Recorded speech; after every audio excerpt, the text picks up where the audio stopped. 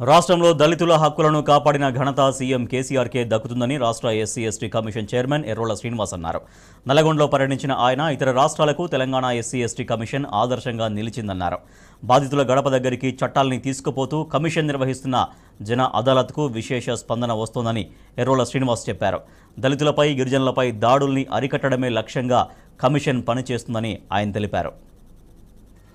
సమాఖ్య రాష్ట్రంలో హైదరాబాదుకు కాగితాలకు పరిమితమైనటువంటి SC ST commission నేడు సమస్య ఎక్కడ ఉంటే అక్కడికే వెళ్ళి ఆ సమస్యను పరిష్కరించి ఆ వర్గాలకు న్యాయం చేసే విధంగా ఈనాడు ఎస్సీ ఎస్టీ కమిషన్ పనిచేస్తూ ఉంది.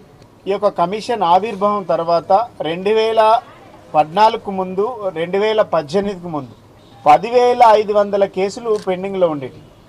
కానీ ఈనాడు 10,500 కేసులకు గాను 8,000 చిల్లర కేసులు పరిష్కారం చేసి 55 కోట్ల ఎస్సీ ఎస్టీ అట్రాసిటీ బాధితులకు పరిహారం ఇప్పించినటువంటి ఘనత మన తెలంగాణ ఎస్సీ ఎస్టీ కమిషన్.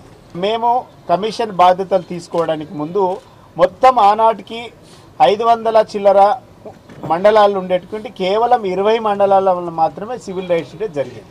కానీ ఈనాడు 581 మండలాలలో 560 మండలాలలో సివిల్ రైట్స్ డే కార్యక్రమం జరుగుతుంది. అంటే ప్రతి నెల 560 గ్రామాలలో పౌర హక్కుల దినోత్సవం జరిపిస్తూ ఎస్సీ ఎస్టీ కేసులపైన అవగాహన పెంచేటువంటి కార్యక్రమం ఈరోజు కమిషన్ తరఫున చేస్తాము.